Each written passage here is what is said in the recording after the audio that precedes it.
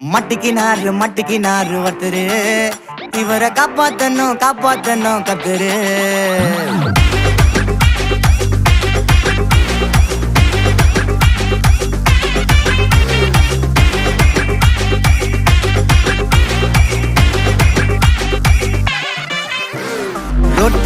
Road கடை குருமா திரும்பி உனக்கு வந்து அச்சுது பாரு கருமா.